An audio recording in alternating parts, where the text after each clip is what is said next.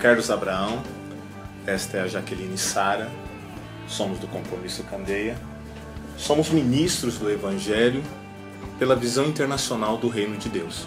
E hoje nós estamos aqui para falar sobre algo muito importante, que é... Verdade. Dia 22 de abril é o Dia Mundial da Terra. E nós acreditamos que essa é uma data muito importante, que toda a humanidade deveria conhecer e tomar uma atitude diante dela. É verdade. Por que nós pensamos isso? Porque Deus, quando criou todas as coisas, criou com um motivo. Toda a Terra, todo o universo foram criados para que o propósito eterno de Deus pudesse se cumprir. O seu reino pudesse se expandir na Terra. Exato. E a sua vontade ser feita aqui da mesma forma como é feita no céu. Exato. Isso hoje não acontece ainda. Nós estamos bastante atrasados com relação ao cumprimento desse propósito, porque o homem fez uma escolha errada lá no começo da história.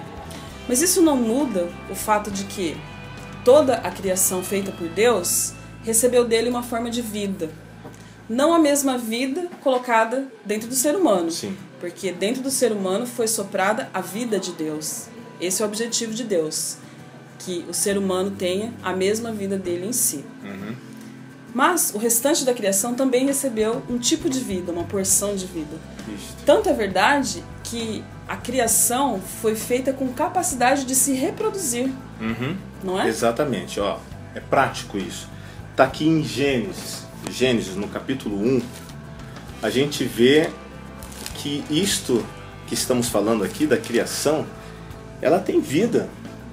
Não essa mesma vida, mas ela tem vida.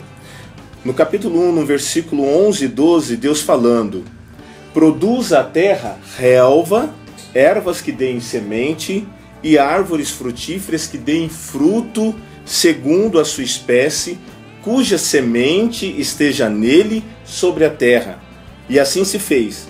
Versículo 12: a terra, pois, produziu relva, ervas que davam semente segundo a sua espécie, e árvores que davam fruto, cuja semente estava nele conforme a sua espécie. E viu Deus que isso era bom. E ainda tem outro detalhe. No versículo 24, disse também Deus: produza a terra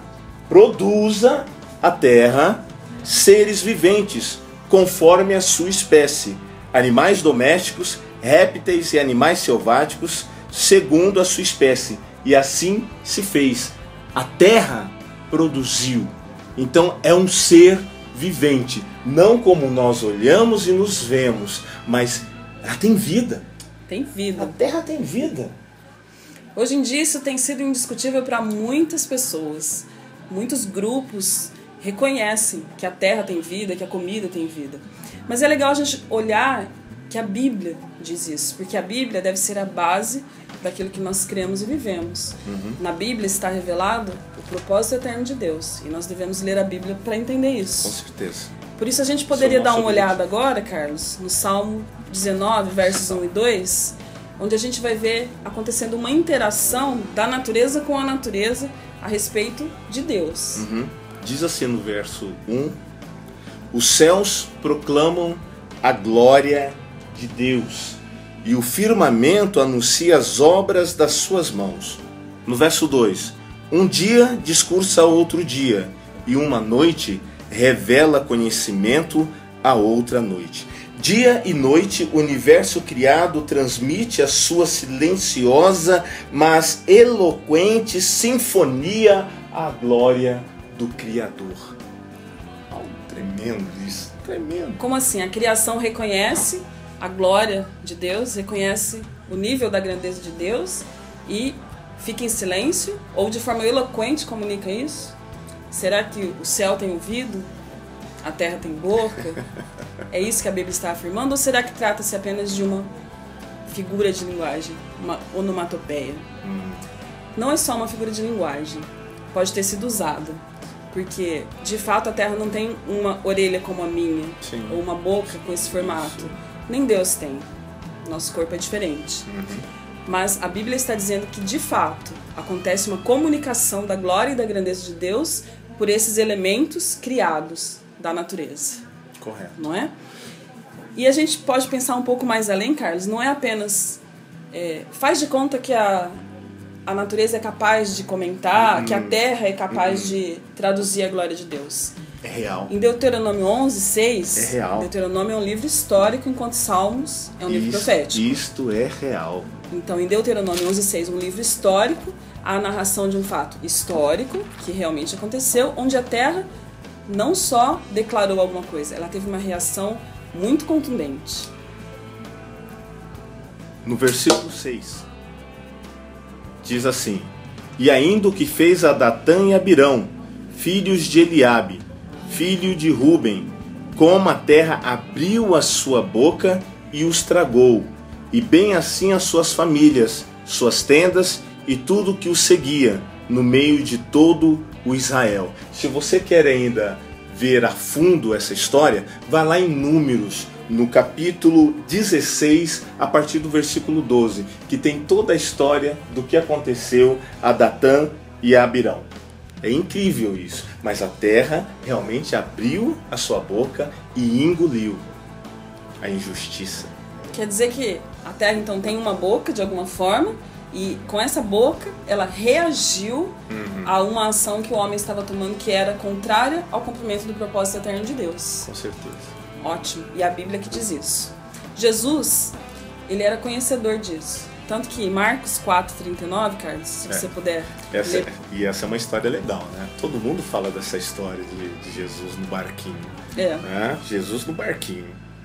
Mas pode ir, continuar. Tá assim, ó. No versículo 39 do capítulo 4 de Marcos. E ele despertando, ele quem? Jesus. Jesus despertando, repreendeu o vento e disse ao mar: Acalma-te, emudece. O vento se aquietou e fez-se grande bonança. Ora, vento e mar são elementos criados por Deus. Fazem parte da criação sobre a qual Deus efetivamente domina. E que é controlada por princípios que Deus estabeleceu. Sim. Mas Jesus, ali naquele barco, abriu a sua boca e repreendeu e falou tanto com o vento como com o mar. Não é interessante? E aquietou-se. E eles ouviram e... Opa, não tem ouvidos. Mas ouviram e obedeceram. Fizeram aquilo que Jesus havia dito. Ok. Correto. Em outras passagens nós vemos Deus falando diretamente com céus e com terra. A gente vai ler essas passagens brevemente para ficar bastante claro que Deus tem consciência de que a terra é viva e pode interagir. Exato. E é preciso que nós, filhos de Deus, tenhamos também essa consciência para que possamos agir de forma adequada com toda a criação. Precisamos ativar essas verdades. Deuteronômio 4. Deuteronômio 4. 26. Deuteronômio 4, 20, a partir... Somente o 26. Vamos aí. Abre a tua Bíblia. Abre aí. 4, 26 diz assim: Hoje tomo por testemunhas contra vós outros o céu e a terra, que com efeito perecereis imediatamente da terra, a qual passado o Jordão ides possuir. Não prolongareis os vossos dias nela, antes sereis de todo destruídos. Ok, Carlos, enquanto você procura o capítulo 30 de Deuteronômio mesmo, 30. Vamos entender o que está acontecendo, porque vai acontecer nos outros versículos que nós vamos ler. Deus está falando com o povo de Israel. Esse povo que está sendo repreendido é o povo de Israel. Certo. O povo de Israel no deserto são os descendentes de Adão, que havia feito uma escolha errada ainda no Éden, e por causa dessa escolha errada, Deus havia dito à terra que ela estava maldita, por causa da escolha do homem. Isso. Noé veio para quebrar essa maldição, e o próprio Jesus veio para abrir em si um caminho para que nós possamos voltar à origem e desfazer aquela escolha errada que foi feita. Agora, aqui nessa época, ainda a terra estando maldita, Jesus ainda não tinha nem vindo abrir o caminho, o povo de Israel está repetindo o padrão de escolher errado criado em Adão. E Deus se vira para a terra e para os céus e pede a eles que sejam testemunhas de que isso está acontecendo de novo. Ele está dizendo algo assim: terra, eu disse que você está maldita por causa da escolha errada do homem, E venha ver, o homem está escolhendo errado de novo. Céus, eu disse a vocês que vocês poderiam manifestar a minha glória na terra. E vocês até hoje ainda não puderam fazer isso plenamente, por causa da escolha errada do homem. Exato. Venham ver, eles estão fazendo isso de novo. Nos versículos que você vai ler agora, nós vamos perceber essa retomada. Deuteronômio 30, 19. Os céus e a terra tomo hoje por testemunhas contra ti, que te propus a vida e a morte, a bênção e a maldição. Escolhe, pois, a vida, para que vivas tu e a tua descendência. Deus ressaltou aí, diante do céu e da terra, a escolha do homem. 31, 28. 31, 28 diz assim para nós: ajuntai perante mim todos os anciãos das vossas tribos e vossos oficiais, para que eu fale aos seus ouvidos estas palavras, e contra eles, por testemunhas, tomareis os céus e a terra. A mesma terra que abriu sua boca e engoliu aqueles rebeldes ao propósito eterno de Deus. A mesma terra sendo chamada por testemunha em 32:1. 32:1 diz: inclinai os ouvidos, ó céus, e falarei, e ouça a terra as palavras da minha boca. Ok? Fica bem claro que Deus sabe que a terra e os céus podem ouvir, podem se posicionar como testemunhas e até podem reagir. Aliás, essa reação fica muito clara, a gente nem precisa ler, no livro de 2 Crônicas 7, 14. Fica muito claro que se o homem toma determinadas atitudes, pode haver uma cura na terra. Né? Então, por um lado, Deus sabe que terra e céu podem interagir com seu propósito de forma consciente, mas ele também sabe que os seres humanos podem interagir com o propósito de Deus de forma consciente. Correto. Então, Deus toma uns como testemunho contra os outros, ou poderia ser a favor dos outros. Sim. Poderiam trabalhar todos juntos, se esse fosse o interesse principal do homem. Agora, isso nos traz para um momento em que nós cremos que está para acontecer a restauração de todas as coisas na Terra. É o que eu creio. O propósito eterno de Deus de expandir o seu reino, estabelecer o seu governo sobre a Terra, está para se cumprir. Nós estamos no 7º dia. Essa geração que está sendo levantada agora em toda a Terra, grupos aqui e ali, os 318 aqui e ali, estão sendo levantados como uma geração profética, uma geração que vai fazer soar a 7ª trombeta, que vai ouvir de Deus e comunicar à humanidade.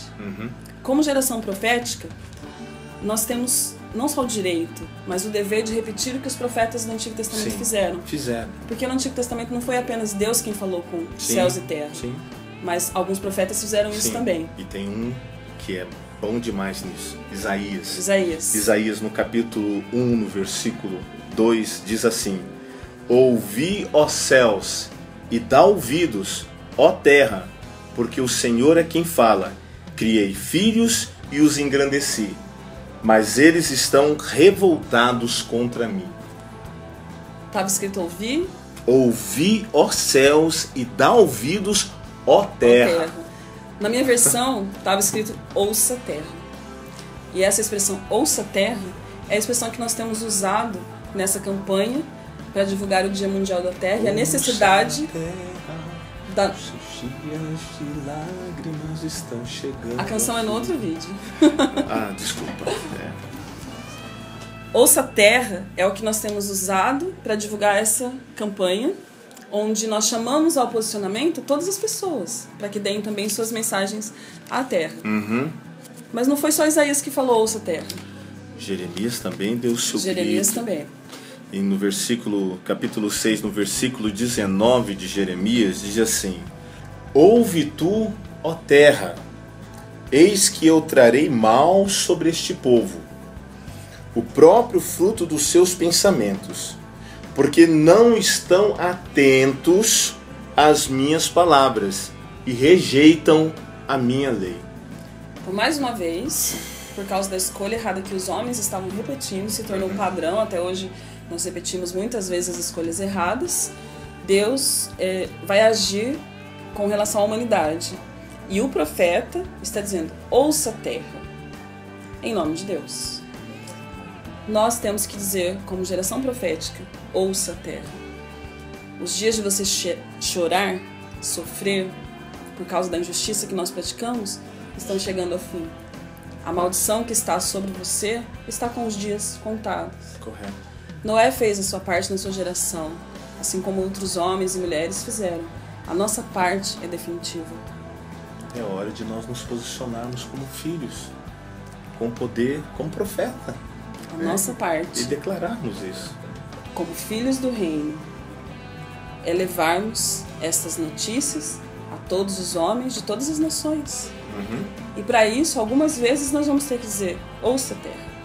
Algumas vezes nós vamos ter que falar com o mar ou com o vento. E algumas vezes vamos ter que chamar os céus como testemunhas. Os céus como testemunhas. E fazendo isso, estaremos agindo da forma como a Bíblia narra. Estaremos agindo da forma como deveríamos agir. Sim. Os nossos decretos, as nossas orações, as nossas falas estarão traduzindo aquilo em que nós cremos. Estarão colocando em prática, segundo Crônicas 7:14. E nós estaremos provocando que Deus venha e, de fato, cure a nossa terra. A nossa terra. Restaure a nossa terra. A restauração de todas as coisas será feita por nós, a partir das nossas escolhas. E nós entregaremos a terra restaurada a Jesus, que estabelecerá o seu reino na terra, cumprindo o propósito eterno do Pai. Essa é a nossa parte. E aí vai ser alegria. Por enquanto, nós não chegamos nesse ponto ainda, infelizmente. Mas nós estamos em Romanos 8:22. Nós vivemos isso hoje. Linda palavra. Romano. Acha aí na tua palavra. Romano 8:22. Diz assim: porque sabemos que toda a criação a um só tempo geme e suporta angústias até agora. Eu não quero dar aquele grito, mas pode dar. É grito de dor. A mulher que está no parto, a terra, tudo isso que nós estamos vendo acontecer, ela tá. Eu estou gritando para que vocês então se posicionem. É a hora dos filhos. É isso. A terra geme, a criação geme, aguardando, ansiando, em ardente expectativa pela manifestação dos filhos de Deus. E nesse mesmo texto está escrito, e também nós devemos gemer. Sim. Então existe um também nós. Existe a necessidade do nosso posicionamento. Que essa palavra que nós estamos compartilhando com vocês provoque vocês a se levantarem como geração profética, a se entenderem como filhos do reino, a se comprometerem com o cumprimento do propósito eterno de Deus nesta geração. Por que não nesta geração? Por que esperar mais 2000 anos? Por quê? Por que esperar próximo? Por que nós deixarmos tudo isso que já está em nossas mãos e tudo que nós temos falado, não somos nós somente, mas nos quatro cantos, homens e mulheres têm se levantado e se posicionado para declarar a terra, para se posicionar juntamente à terra, que haja restauração, que haja mudança, que venha a justiça de Deus. Então, para que deixarmos para uma próxima geração? O momento é agora. Os filhos estão se levantando. Que seja você, que seja eu, que sejamos nós a nos levantar e trazer a justiça de Deus nesta terra. Vamos declarar, vamos gritar, vamos proclamar, vamos falar para a terra se posicionar e vamos trazer esta justiça para que o Senhor venha e restaure tudo. Nós precisamos disso. Para nós restaurarmos todas as coisas, como pais, nós podemos dizer, terra, produza. Nós podemos dizer, com a consciência de que a terra vai nos ouvir, vai nos agradecer por assumirmos a nossa função, enfim. Então... Peraí, é o meu momento ou não? Ainda você tem mais alguma coisa? Fala, pode falar, eu espero. Eu ia dizer para você agora que nós podemos concluir essa conversa com ouça a terra, Os seus dias de lágrimas estão chegando ao fim. No que depender de mim e de de nós. você. E de você? De você é uma pergunta ou é de você mesmo? Uma afirmação? Porque depender de você, nós traremos a justiça de Deus sobre esta terra. Ok? Vamos junto. Vamos lá. Até mais.